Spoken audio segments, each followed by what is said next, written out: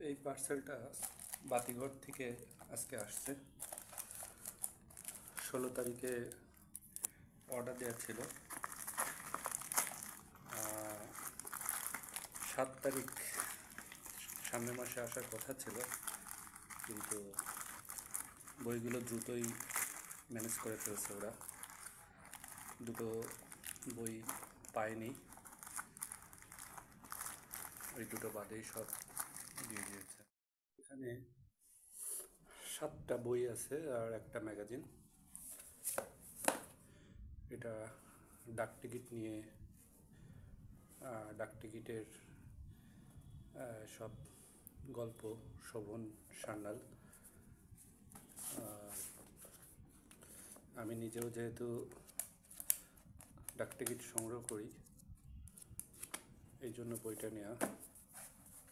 ডাকটিকিট নিয়ে আরেকটা বই অর্ডার করেছিলাম, সেটা প্রি অর্ডারে আছে, ওদের ইন্ডিয়া থেকে এনে দেবে। এটা সুনীল এবং কয়েকজন, এটা সাথী গঙ্গোপাধ্যায়, সুনীল গঙ্গোপাধ্যায়ের ওয়াইফের লেখা। নিশ্চয়ই খুব ভালো হবে। এর আগে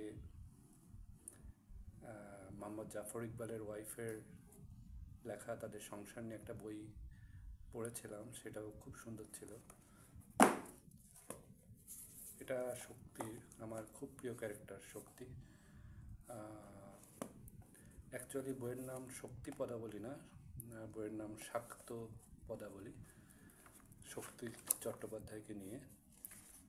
আর হিমাশিস গোস্বামী শক্তির বন্ধু ছিল। অ্যাকচুয়ালি শক্তির প্রতি অতিরিক্ত প্যাশনেট একটা মানুষ ছিল, সেই ক্ষেত্রে তাকে বন্ধু বলা ঠিক হবে কি না জানি না। সে শক্তিকে নিয়ে ডায়েরিও লিখত, সব এই বইতে সেগুলো সবই আছে। এটা খুব ইন্টারেস্টিং একটা বই। এটা চিঠিপত্র কালেকশন। কমল কুমার মজুমদার, সন্দীপন চট্টোপাধ্যায় আর সুব্রত চক্রবর্তী। আমি শেষের জনকে চিনি না, কিন্তু কমল কুমারকে খুব ভালোভাবে চিনি। তাকে বাংলার জেমস জয়েস বলা যায়। আর তার ছোট গল্পগুলো অসাধারণ, আমার কাছে একটা কালেকশন আছে। আর সন্দীপন তো আমরা সবাই চিনি, তাদের চিঠিপত্র নিয়ে। সত্যজিতের উপরে বই কালেকশন করা আমার একটা কি বলে এটা, যাই হোক, আমার অনেকগুলো কালেকশন আছে সত্যজিতের উপরে। এই লটে আমি দুটো বই নিয়েছি। এটা সৌম্যদীপ ঘোষ চৌধুরীর লেখা সত্যজিতের উপর, ভিতরে কী আছে এখনও জানি না।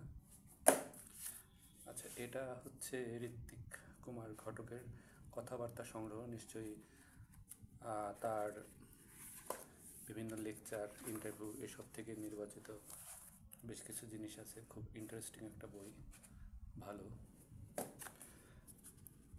এইটা সত্যজিতের আরেকটা বই। আর এই বইটা একটু হেভিওয়েট বই, আর অনেক কিছু আছে এই বইতে। সুন্দর কভার। ইন্ডিয়ার পাবলিকেশনগুলোর একটা বৈচিত্র্য হলো তাদের কাভারগুলো, মানে বাইন্ডিংগুলো বিভিন্ন সাইজের হয়, এটা খুব ভালো লাগে। শেষ, এটা একটা ম্যাগাজিন, বিচিত্রাপত্র, মার্চ 2024-এর। সুনীল সংখ্যা দেখে আমি নিয়েছি, দেখা যাক।